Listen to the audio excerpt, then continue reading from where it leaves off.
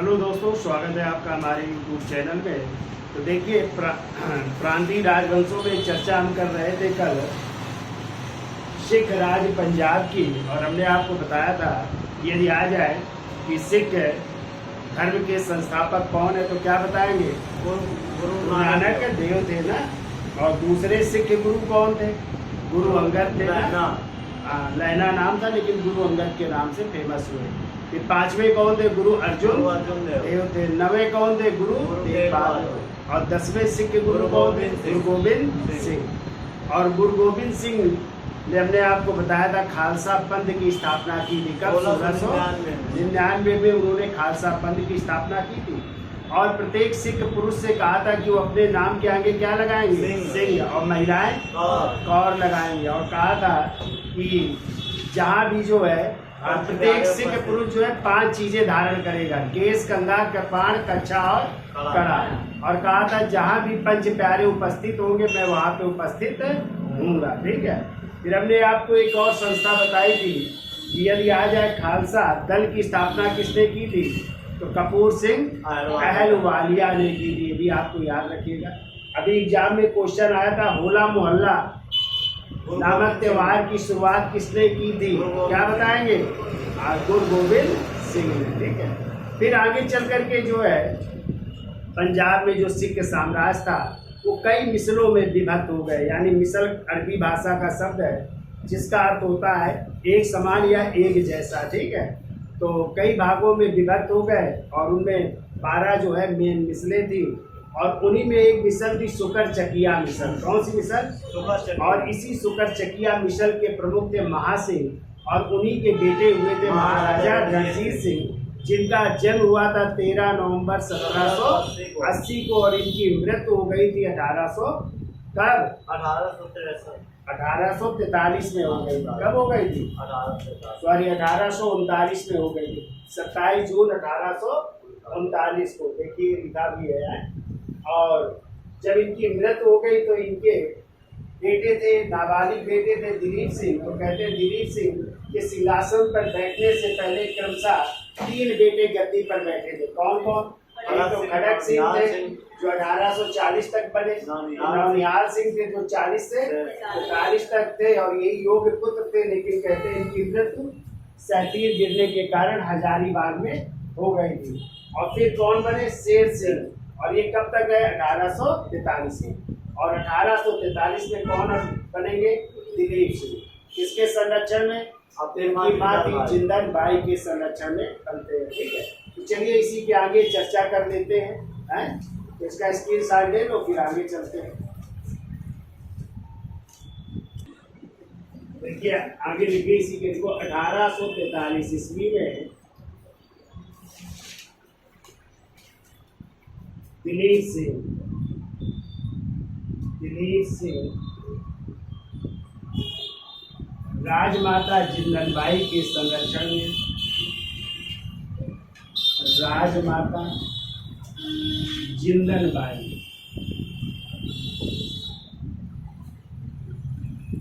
के संरक्षण में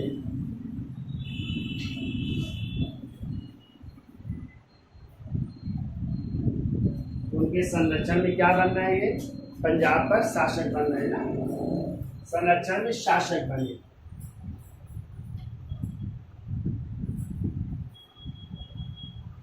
तो राजमाता जिंदनबाई के संरक्षण में शासक बन रहे हैं। ठीक है। फिर क्या हुआ? देखो दिलीप सिंह के समय ही अंग्रेजों ने, दिलीप सिंह के समय ही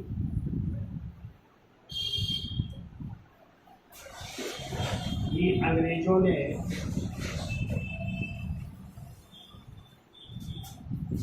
पंजाब पर आक्रमण किया। पंजाब पर आक्रमण किया।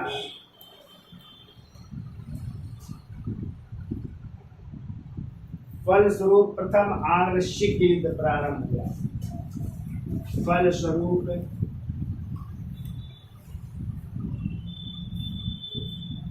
प्रथम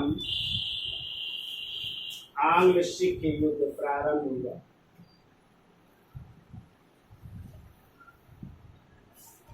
आंग्ल सिख युद्ध प्रारंभ हुआ।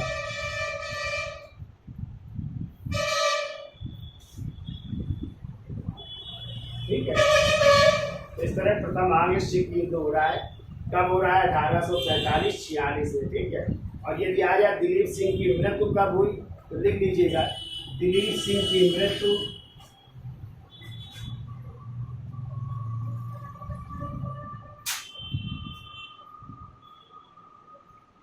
1893 में पेरिस में हुई थी। ठीक है, 1893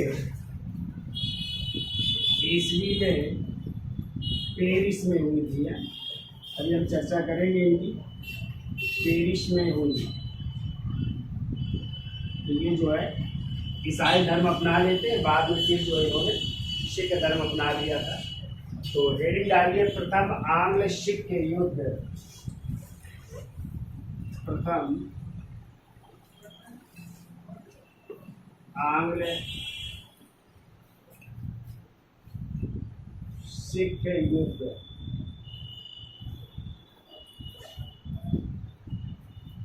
1845 से 46।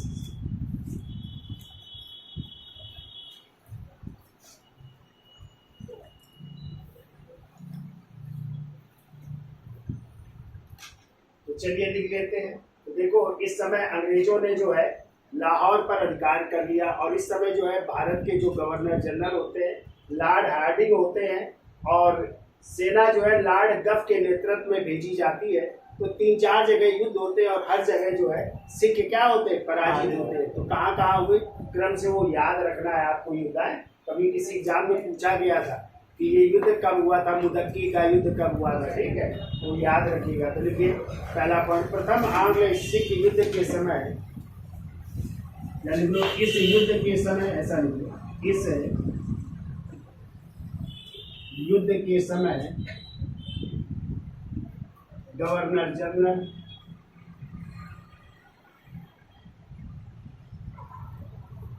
इस युद्ध के समय गवर्नर जनरल कौन होते हैं? लॉर्ड हार्डिंग है। गवर्नर जनरल लॉर्ड हार्डिंग तथा भारत के प्रधान सेनापति तथा भारत के प्रधान सेनापति लॉर्ड गफ हैं।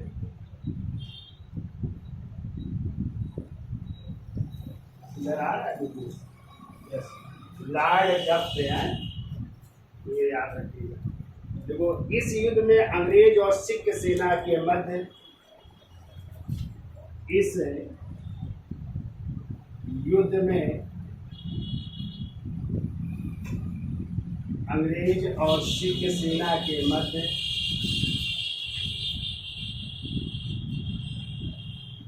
सिख सेना के मध्य 4 लड़ाइयाँ हुई।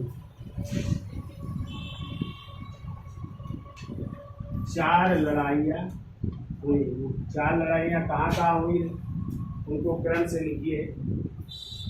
तो देखो, जो क्रमशः लड़ाइयाँ हुई, जो क्रमशः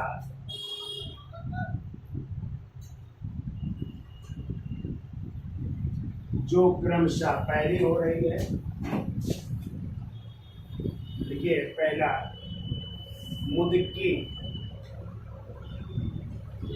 मुदकी नामक स्थान है, या मुदकी का युद्ध कह सकते हैं। मुदकी का युद्ध, और ये हो रहा है 18 सितंबर 1845 को। 18 सितंबर 1845 को। दूसरा हो रहा है फिरोज शाह नामक स्थान पर। देखो, फिरोज शाह का युद्ध, फिरोज शाह का युद्ध, और ये युद्ध हो रहा है 21 दिसंबर 1845। 21 दिसंबर 1845 को हो रहा है। फिर ये तीसरा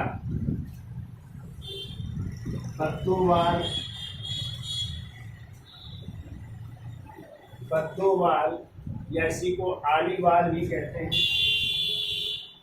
आलीवाल का युद्ध, आलीवाल का युद्ध ये हो रहा है 28 जनवरी 1846।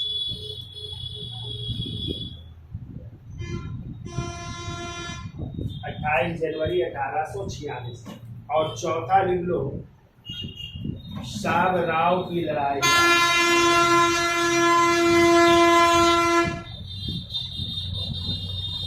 का युद्ध। और शाबराव का युद्ध हो रहा है लिख लो 10 फरवरी 1846। 10 फरवरी 1846। तो एक क्रम बहुत पूछ लिया जाता है। तो पहला युद्ध मुदक्की का युद्ध, फिर दूसरा फिरोज शाह का युद्ध, तीसरा बद्दोवाल का युद्ध और चौथा शाबराव का युद्ध। तो ये जो 3 युद्ध थे ये अनिर्णित थे, लिख लेना, ये अनिर्णित थे। और जबकि ये चौथा युद्ध ये निर्णायक हुआ और इसी में जो है सिख सेना पराजित होती है। ठीक है, सिख सेना क्या हो रही, पराजित होती है। ठीक है, अब देखो अंग्रेजी सेना ने लाहौर पर, थोड़ा सा इसका स्क्रीनशॉट ले लो फिर आगे चलते हैं। तो देखो ये 4 युद्ध होते हैं, तो 3 अनिर्णायक है और चौथा युद्ध क्या हुआ, निर्णायक हुआ।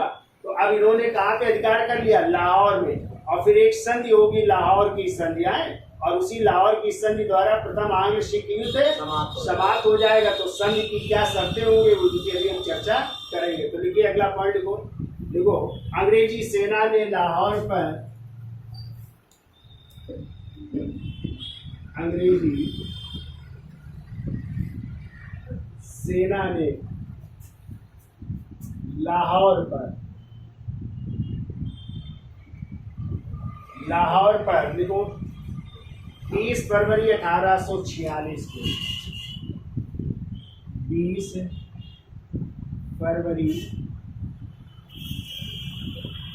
1846 को अधिकार कर लिया।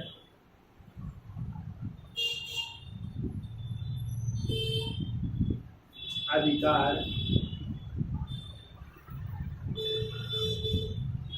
कर लिया। ठीक है, अधिकार कर लेते हैं, लाहौर पर अंग्रेजों का अधिकार हो जाता है। ठीक है, और 9 मार्च 1846 को, 9 मार्च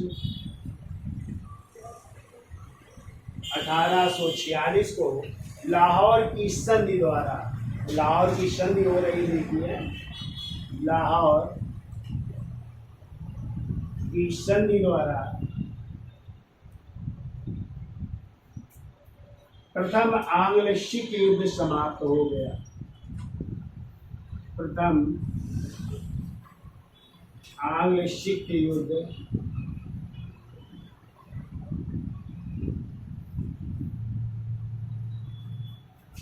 समाप्त हो गया।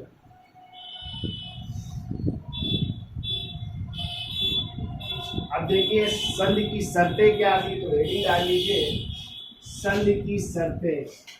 तो संधि हो रही लाहौर की, उसकी शर्त क्या थी, तो संधि की शर्तें,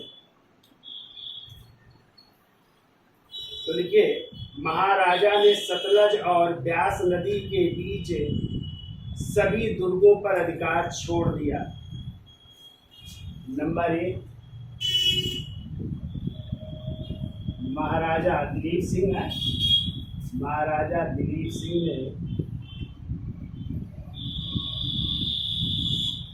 ने सतलज और ब्यास नदी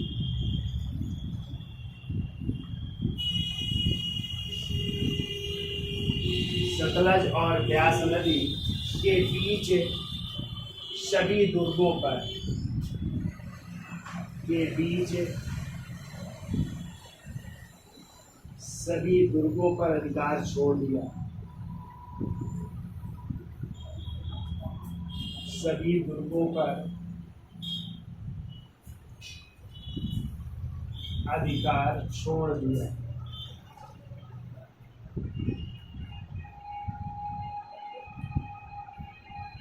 ठीक है, एक तो ये कार्य किया गया। दूसरा, और संधि की शर्तें क्या थी? देखो, सिखों को 1.5 करोड़ युद्ध के दंड के रूप में देने पड़े। सिखों को 1.5 करोड़, सिखों को 1.5 करोड़ युद्ध के दंड के रूप में,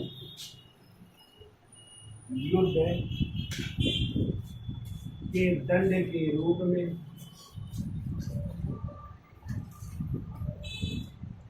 इनमें देने पड़े। तो देने का मतलब कि 1.5 करोड़ रुपए दोगे, तो इन्होंने क्या किया? 50 लाख रुपए तो दे दिए, फिर 1 करोड़ ना दे पाने की स्थिति में जो है क्या देना पड़ा सिखों को? अपने जम्मू कश्मीर के क्षेत्र देने पड़े। और फिर वही जम्मू कश्मीर के क्षेत्र जो है उन्होंने किसको बेच दिया? गुलाब सिंह डोगरा को। कितने करोड़ में? 1 करोड़। 1 करोड़ में। तो चाहे आगे देख लो। देखो, जिसमें उन्होंने 50 लाख रुपए अपने कोष से दिए, जिसमें उन्होंने 50 लाख रुपए कोष से दिए,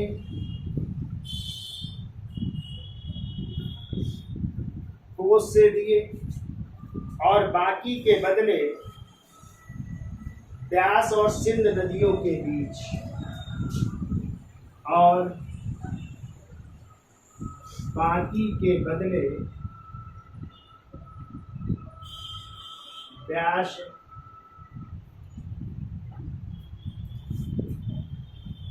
व सिंधु नदियों के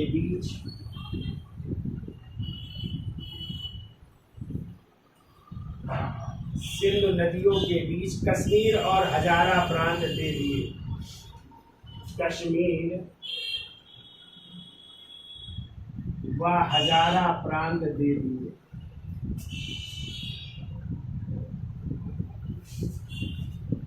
हजारा प्रांत दे दिए। अब जब ये प्रांत मिल गए इनको, कश्मीर और हजारा प्रांत, तो अब ये सोचे अंग्रेज किसका हम क्या करेंगे, तो किसको दे दिया? ये गुलाब सिंह डोगरा को। तो देखो, अंग्रेजों ने 1 करोड़ रुपए के बदले, अंग्रेजों ने 1 करोड़ रुपए के बदले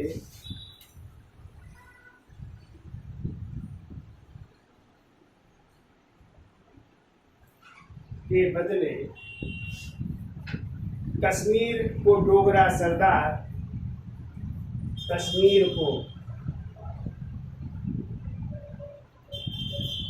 डोगरा सरदार गुलाब सिंह डोगरा को बेच दिया।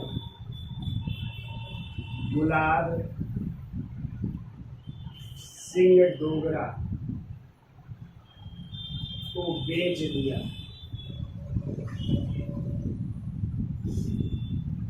तो इस तरह कश्मीर किसको मिल जाता है? डोगरा सरदार।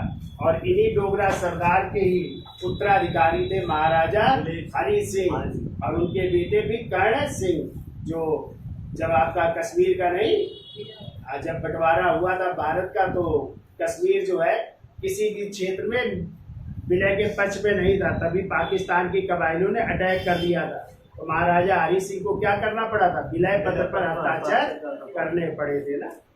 चलिए अगली संधि लिखिए। तो दिलीप सिंह को महाराजा स्वीकार किया गया। तीसरा पॉइंट लिखो, दिलीप सिंह को महाराजा स्वीकार किया गया।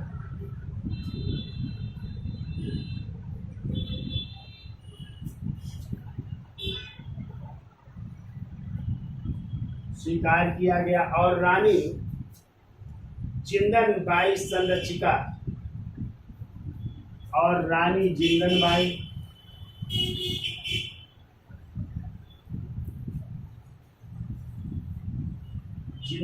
संरक्षिका बनी तथा वजीर का पद मिल रहा है लाल सिंह को। है तो देखो, लाल सिंह को वजीर के रूप में स्वीकार किया गया। लाल सिंह को वजीर के रूप में, या वजीर का पद मिला है, ऐसा है। लाल सिंह को वजीर का पद मिला है। अब चौथा पॉइंट लिखो। तो कहते हैं जो वजीर थे लाल सिंह, इनको कश्मीर बेचना पसंद नहीं आया। ठीक है, जो अंग्रेजों ने बेच दिया था कश्मीर, तो पसंद नहीं आया, अतः उसके नेतृत्व में सिखों ने पुनः विद्रोह कर दिया। ठीक है, अंत में अंग्रेजों ने विद्रोह का दमन किया और दिलीप सिंह को 22 दिसंबर 1846 को भैरोवाल की संधि की और इस संधि के तहत रानी जिंदन बाई की संरक्षिका को समाप्त करके उन्हें 1.5 लाख रुपए वार्षिक पेंशन दे दी जाती है। ठीक है, तो लिख लो, चौथा पॉइंट लिखो। देखो, लाल सिंह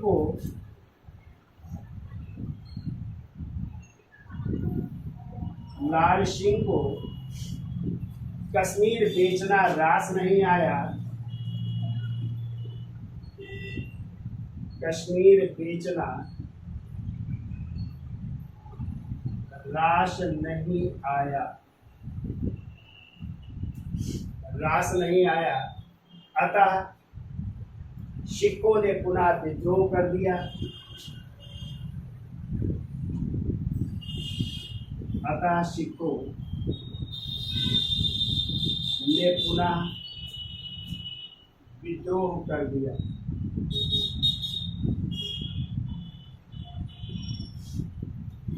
अतः सिखों ने पुनः विद्रोह कर दिया। अंत में अंग्रेजों ने विद्रोह का दमन करके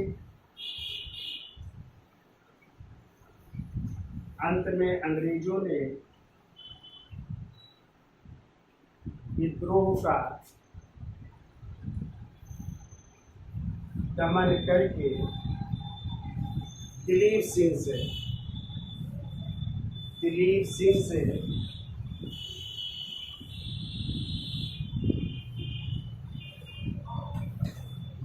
से भैरोवाल की संधि हो रही है। तो देखो, दिलीप सिंह से 22 दिसंबर 1846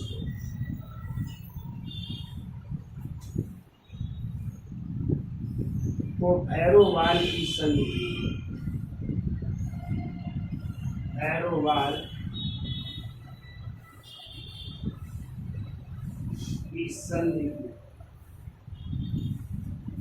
तो दिलीप सिंह से भैरोवाल की संधि हो रही है। ठीक है, फिर लिख लो आगे। और इसी संधि के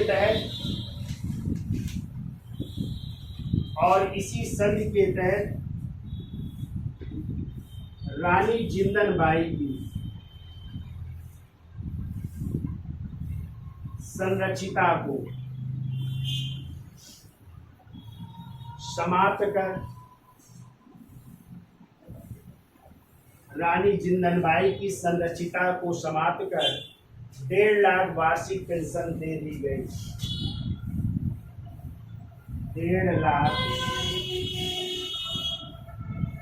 वार्षिक पेंशन दे दी गई।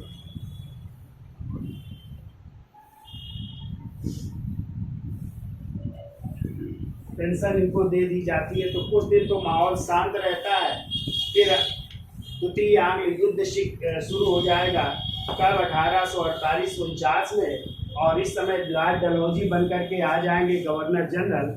एक युद्ध होगा गुजरात का युद्ध या तोपों का युद्ध। ठीक है, और उसी में सिख सेना पराजित हो जाएगी और लॉर्ड डलहौजी पंजाब का क्या कर लेंगे, अंग्रेजी साम्राज्य में विलय कर लेंगे। ठीक है, तो इसका स्क्रीनशॉट ले लो, फिर आगे चलते। तो रीडिंग डालिए, द्वितीय आंग्ल सिख युद्ध 1848 से 49। तो देखिए 1848 में गवर्नर जनरल बनकर के कौन आ रहा है, लॉर्ड डलहौजी। और उसने आते ही जो महारानी जिंदन बाई थी उनकी पेंशन कितनी थी? 1.5 1.5 लाख। तो उसको घटा करके कितना कर दिया? 48 48,000 वार्षिक कर दिया, बहुत कम कर दी। ठीक है, तो नाराज हो गए और अंत में जो है उस समय चूंकि अंग्रेजों के सेनापति कौन थे? गफ। तो गफ के नेतृत्व में रावी नदी के तट पर सेना भेजी गई, वहां पे युद्ध होंगे और अंतिम जो निर्णायक वो युद्ध होगा वो होगा गुजरात का युद्ध या तोपों का युद्ध होगा, जिसमें जो है सिख सेना पराजित हो जाएगी और फिर लॉर्ड डलहौजी पंजाब का विलय कर लेंगे अंग्रेजी साम्राज्य है। तो लिखिए, देखो 1848 में लॉर्ड डलहौजी 1848 ईस्वी में लॉर्ड डलहौजी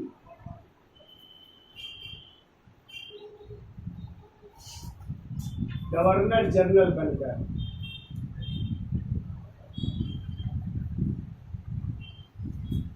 या गवर्नर जनरल का पदभार संभाला, ऐसा प्रस्तुत है, पदभार संभाला और उसने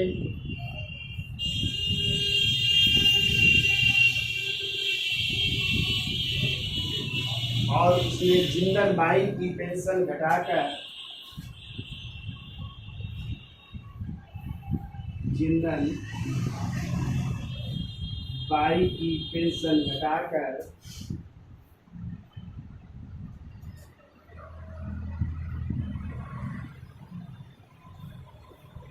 48,000 रुपये वार्षिक कर दी।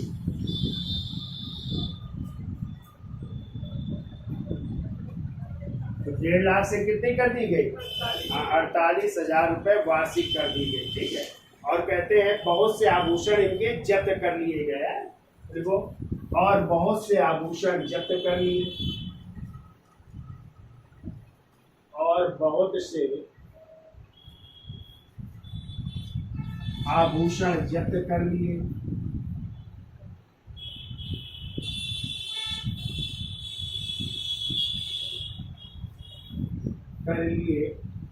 और जिंदल भाई को शेखपुरा भेज दिया गया है। देखो, और इन्हें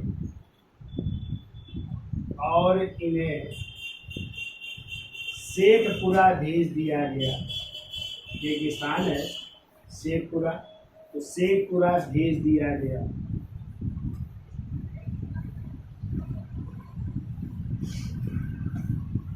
ठीक है, तो महारानी जिंदल बाई के आभूषण भी ले लिए गए और उनको 48,000 पेंशन कर दी गई। और कहाँ भेज दिया गया? शेखपुरा भेज दिया गया। ठीक है, फिर ये 16 नवंबर 1848 को जनरल गफ के नेतृत्व में 16 नवंबर 1848 को जनरल गफ के नेतृत्व में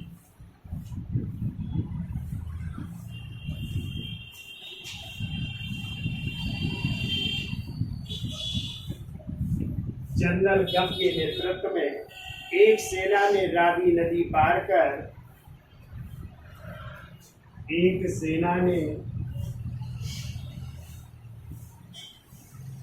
रावी नदी पार कर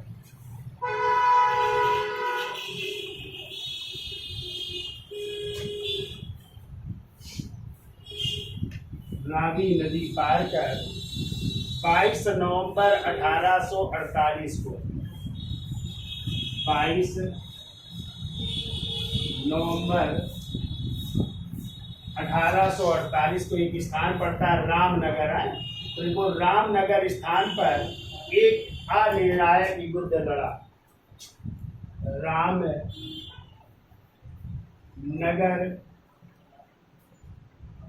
स्थान पर एक अनिर्णायक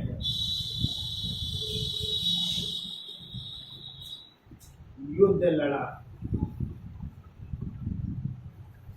ये युद्ध अनिर्णायक होता है कहाँ पे? रामनगर नामक स्थान पर। ठीक है, फिर के वो 13 जनवरी 1849 को 13 जनवरी 1849 को एक और युद्ध होता है चिलियान वाला युद्ध में। चिलियान वाला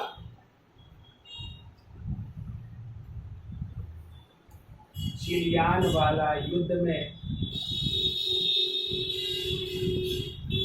चिलियान वाला युद्ध में लॉर्ड गफ के नेतृत्व में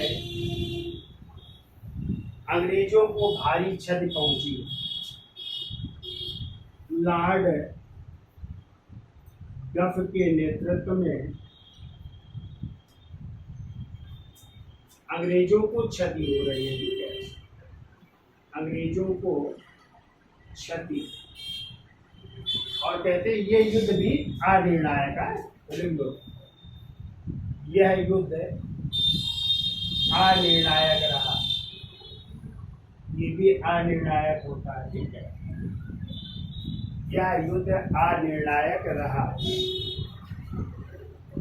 अब देखिए, लॉर्ड गफ के स्थान पर जो सेनापति थे उनकी जगह चार्ल्स नेपियर को जिम्मेदारी सौंपी जा रही है। ठीक है, और यही नेपियर है जो कि गुजरात या तोपों के युद्ध में जो है सिख सेना को क्या करेंगे, पराजित करेंगे।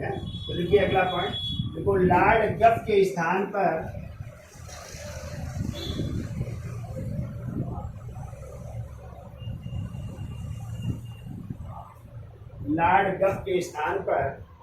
चार्ल्स नेपियर को अंग्रेजी सेना का नेतृत्व प्रदान किया गया। चार्ल्स नेपियर को अंग्रेजी सेना का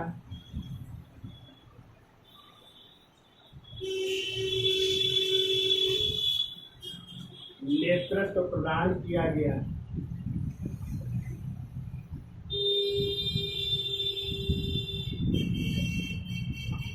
तो चार्ल्स नेपियर अब बन रहे हैं सेनापति। ठीक है, देखो, और चार्ल्स नेपियर ने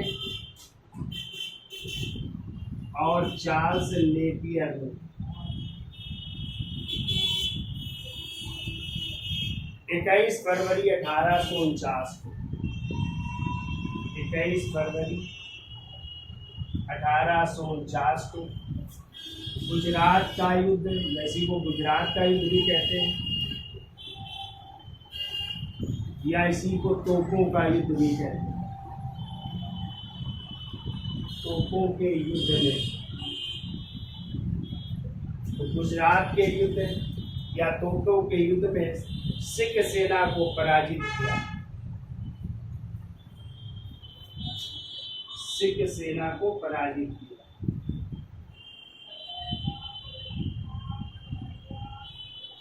तो सिख सेना पराजित हो रही है, और 29 मार्च 1849 को 29 मार्च 1849 को पंजाब को अंग्रेजी साम्राज्य में मिला लिया गया। पंजाब को अंग्रेजी साम्राज्य में मिला लिया।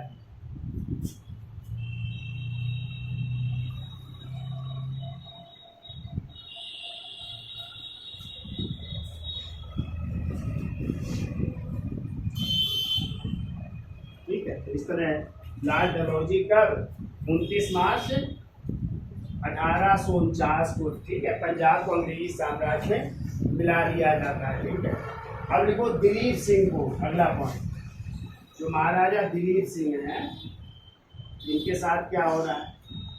तो दिलीप सिंह को वो 5 लाख की वार्षिक पेंशन देकर 5 लाख की वार्षिक पेंशन देकर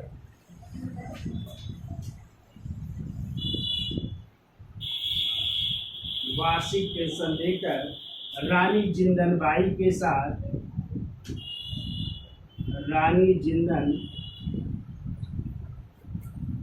साथ कहाँ भेज दिया गया, इंग्लैंड, पढ़ाई के लिए इंग्लैंड भेज दिया गया।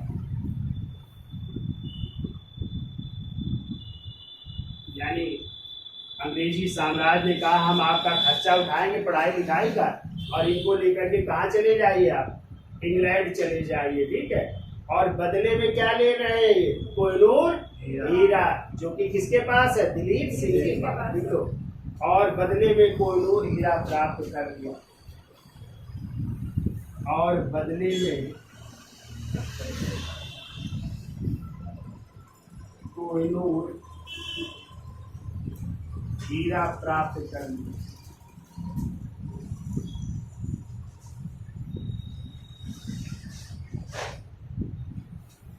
कोहिनूर हीरा प्राप्त कर ले रहे हैं, ठीक है,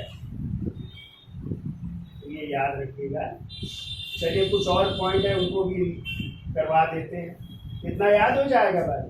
1848 में कौन संभाल रहा है, लॉर्ड डलहौजी गवर्नर जनरल का पद है, और उसने जिंदल बाई की पेंशन कितनी कर दी, 1.5 लाख से घटा कर वार्षिक कर दिया, और बहुत सा उनसे क्या ले लिया, आभूषण भी ले लिया। कहाँ भेज दिया, शेखपुरा है। और फिर 16 नवंबर 1848 को जनरल गफ जो थे उन्होंने एक सेना रावी नदी के किनारे गई, और एक युद्ध हुआ रामनगर का युद्ध का 22 नवंबर जो अनिर्णायक रहा, ठीक है। फिर 13 जनवरी 1849 को कौन सा युद्ध, चिलियान वाला, ये भी क्या रहा। अब गफ के स्थान पर किसको सेना का नेतृत्व, चार्ल्स नेपियर को बनाया गया, और इन्हीं नेपियर ने 21 फरवरी 1849 को किस युद्ध में, गुजरात के युद्ध या तोपों के युद्ध में किसको, सिख सेना को पराजित किया। और इस तरह 29 मार्च 1849 को पंजाब को अंग्रेजी साम्राज्य में मिला लिया जा रहा है। ये डेट याद रखिएगा, 29 मार्च 1849। और दिलीप सिंह को कितने लाख की वार्षिक पेंशन, 5 लाख की वार्षिक पेंशन दे करके कहाँ भेज दिया गया, रानी जिंदल बाई के साथ। बदले में क्या प्राप्त कर लिया, इसका स्क्रीनशॉट ले लो।